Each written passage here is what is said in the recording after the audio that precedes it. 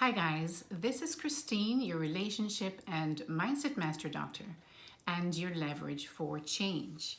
Today I'm going to be speaking about the most important relationship that you can have, and that is the relationship with yourself. You know, a lot of people are so interested in their relationship with others, but the fact is that you cannot have healthy relationship with others if you don't already have a healthy and relationship with yourself.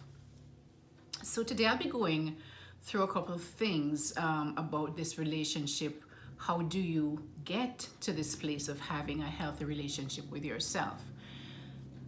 The unfortunate thing in our world today, guys, is that we actually know others more than we actually know ourselves. We don't spend, and this is because we don't spend enough time even kind of doing some kind of introspection and actually focusing on who we are, what we want, what we love, what do we like, what we don't like, what are our goals or dreams. We don't focus on that so much. We focus on everyone else. And if we are someone with a really the attachment style of the anxious preoccupied or the fearful avoidant, we have learned that you focus on the needs of others rather than your own needs, right?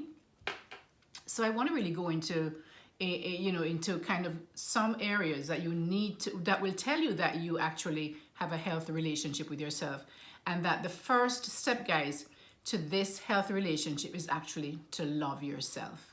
And you know, when we hear about self-love a lot, but really when I speak about self-love is not this egotistical kind of self-love, you know, oh, look at me, I'm all that. That's not what I'm talking about.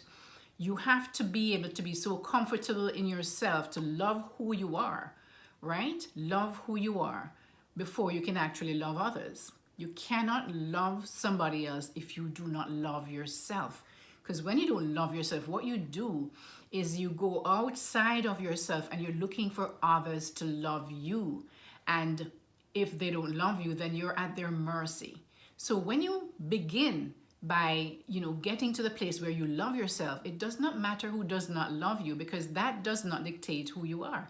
You already know who you are, right? So it's very important to have this kind of a relationship with yourself, a healthy relationship where you love yourself, you know who you are, and you are confident in who you are. Then after that, you can go out and actually give all of that energy and love to somebody else. All right? So how do we begin? Before we even get to know ourselves, guys, we have to know where are we coming from. We have to know our origin. Where are we coming from, right? All the things that happened in your life is what has brought you to who you are today. Everything, all the experiences, good, bad, and ugly, right? And so you have to actually really be able to accept those things as something in your past. But the important thing is with the knowledge that you can change whatever it is that you need to change to become the person that you want to be. Your choice of who you want to be, not everybody else's choices of things that people said to you in the past or did to you in the past that you thought was who you are. That is not who you are. Those were those were other people's opinions of you. You just embrace them because you just accepted them, because you just automatically accept them, whether it's because you were a child and you didn't know better. Maybe you were so young that you couldn't question these things that were done or said to you that made you now believe who you are. So the important thing to begin with is to first begin to look at your origin. What are these things what are these experiences that happened, and what are these things that were said to you that now caused you to be who you are today? And from that, you can know where, and then you have to decide where you want to be, who you want to be, right? You now have that autonomy because I'm guessing you're grown, you're an adult, you probably have your own job, your own home, whatever it might be. So because society has this expectation of who we should be, we don't have to embrace society's expectations of who we should be. Innately, we all know who we want to be. All right, we know the things that suit us better, and we can choose to do that now because we have the autonomy to do so. All right. So what are some of the things that I'm going to take it from the back end and really look at the evidence of what it looks like to be someone who has a good relationship with themselves, and who it begins guys by loving yourself. And as I mentioned before, it's not this egotistical, oh, look at me, I'm all that, but then you're crazy and messed up inside. That's not what I mean. It means that you love yourself, so you treat yourself and you think of yourself in ways, right, that might have been different from those people who might have told you horrible things about who you are, right? Now you can choose and say, you know, to dictate, choose ways of being and thinking that changes who you now believe that you are and who you're now growing to become. So the first thing, guys, is I mentioned is self-love. And this is going to determine how you treat yourself, right? It's going to determine how you treat yourself, and how you treat yourself is really as a result of how you value yourself. Do you value who you are? And remember, guys, you're going to treat yourself the way you value yourself. So perhaps before, you know, because people told you weren't worth anything, or they treated you like you weren't worth anything, and you believe them, you didn't value yourself. So you may have treated yourself in ways that was similar to how they treated you, because that was what you knew. That's what's comfortable for you, right? And so but after a while, you'll begin to recognize that this is not what I want to be. I know I'm better off than what people said about me or what they did to me. And now you can change, but it will determine, but it's the way you treat yourself now that is going to determine how much you love yourself, right? How much you love yourself and you value yourself, and you're always going to behave the way you believe that you are. That's what you're going to show to the world. All right. So the first step is to really fall in love with yourself again. Look at the things that you want, really. And one of the things that is going to be obvious when you start loving who you are and really having a healthy relationship with yourself is being confidence, right? And a lot of the times confidence can appear arrogant by people who have very low self-esteem, right? Because they believe that you either are just too much out there, you're too outspoken, you're too out there with what you want to express. Maybe you dress differently than they do because you're now embracing who you really are and all the things that you really like for yourself. Maybe you dress, in a way that they believe is a little too flashy, but this is embracing who you really are and really just living up to your authentic self. And so when you're comfortable doing that, then your self-confidence is going to come across to others, right? So it's really a place that you get to be comfortable with doing, dressing how you want to dress, showing up in the world the way, in an authentic way that is authentically you, not what everybody else said about you or did to you in the past. All right. This is also going to show up. Loving yourself, having a healthy relationship with yourself is going to show up in the way your self-respect. And this means, guys, if you respect yourself, you're not going to go out there and be half naked on the street where everybody can see all your goods, right?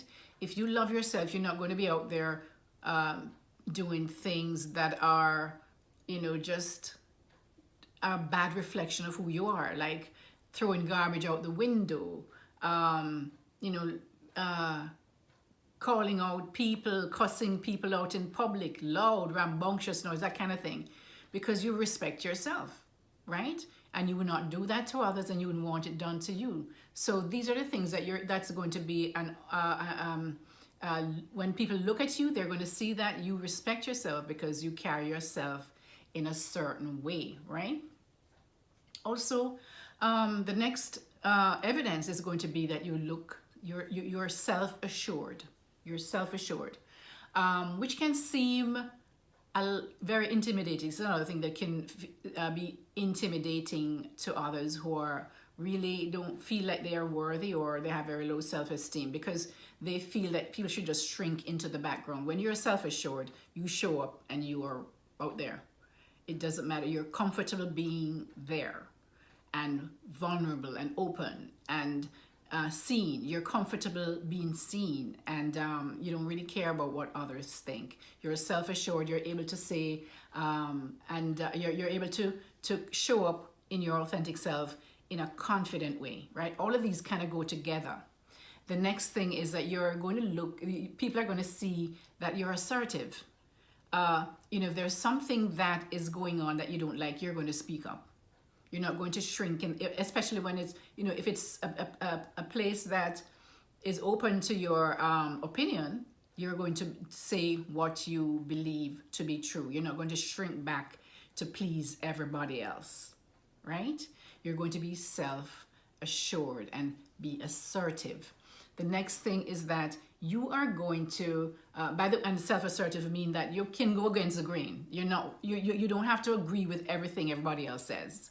You are quite comfortable giving your opinion and giving the reasons why you believe that is so. And it doesn't have, they don't have to accept it, but you are comfortable giving your opinion, all right? And saying what you mean and meaning what you say in public, and your thoughts. You don't have to go with everybody else because you feel like you're going to stand out. You're self-assured. You don't have to go with the regular run-of-the-mill, all of these ideas that people bring, right? You have a different idea that you think is going to be going to work in this thing. You will be able to speak about it. And if you need something, you're going to be able to ask for it in a respectful way. That is self-assuredness and self-confidence. All right, guys? The next thing is that you're going to be able to do what you want to do. When things happen and you know that there are things that you need to do, you're going to be able to motivate yourself to do. You're going to be able to have that inner power to go for what you want.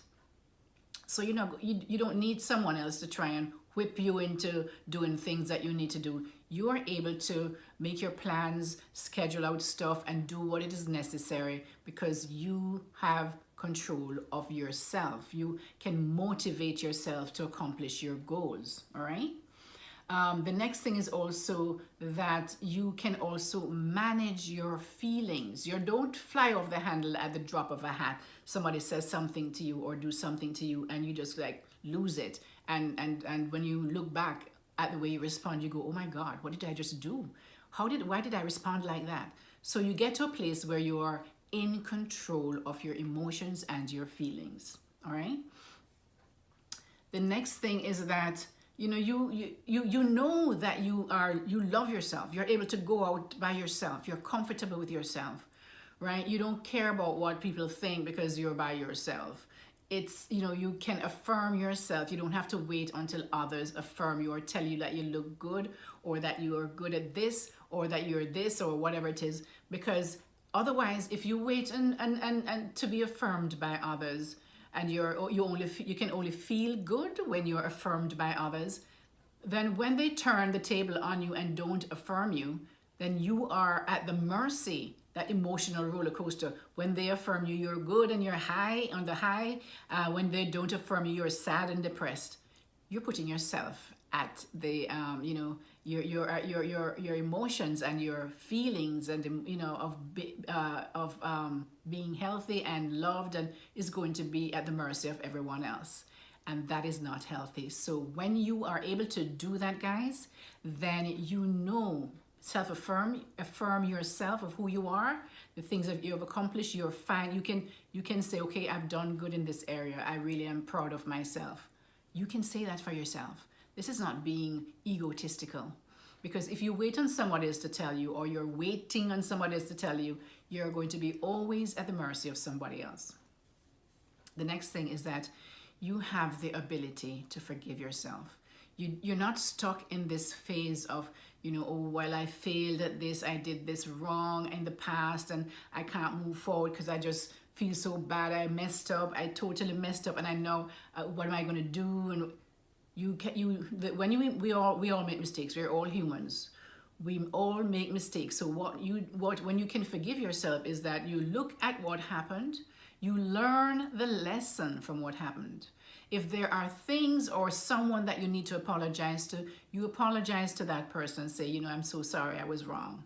And you move forward. You learn the lesson, settle whatever it is that you need to settle with somebody you may have hurt, and you move forward. And hopefully when you move forward, the idea is that you're moving forward with this information that of something you did wrong, so you don't make the same mistake again. All right? Also, the other thing that you'll see people who have a healthy relationship with themselves and love themselves do is that they invest in themselves. A lot of people who are people pleasers, they're always investing in others, right? And there's not a problem to say that you should not take the time to help others. That's not what I'm saying. What I'm saying is that a lot of people, especially the fearful, avoidant, and the anxious, they have the tendency, and the codependent, they have the tendency to look and give to others and abandon themselves. So, and after a while, there's a resentment that builds up when it's not reciprocated, right? So invest in yourself. There are things that you may want and your goals you're looking forward to do and accomplish. Take a class, go to the gym, look after your health, read more books, learn more stuff. Investing in yourself. And that is also a way of loving who you are and taking care of you. Because a lot of people, as I say, they go into relationships hoping that others are going to take care of them when they should be taking care of themselves. Also, how do you see yourself? How do you see yourself? A lot of us are so concerned with how others see us, right? But you should first be really concerned and be happy with how you see yourself. So, because how you see yourself is going to determine how you act in the world, how you show up in the world, right? And all of those things that I mentioned earlier is going to come across, is going to be affected in the way that you see yourself. All right, the lens through which you look through. If I see myself as being less than, I'm going to recede into the background and not be self-affirming. I'm not going to value myself. I'm not going to be able to give to anybody, give to myself. I'm not going to be able to be assertive, right? So all of these things are tied together, but these are evidences. These are some of the evidences of what it is that you will look like, you will come across as when you have a healthy relationship with yourself, when you learn to love yourself and take care of yourself, right? Because without that, guys, it's very difficult to go out there and try to want somebody else to love you the way that you should already love yourself. All right. So I hope you learned something from this video. Please like, share, and subscribe to my channel, because this helps me to build my channel. And the subscription, when you subscribe, you will get a notification as soon as I upload a new video. So guys, I'm going to leave you now. So this is Christine, your relationship and mindset master doctor, and your leverage for change. Never, ever stop growing. There's so much to learn. All right, guys, take care. Bye-bye.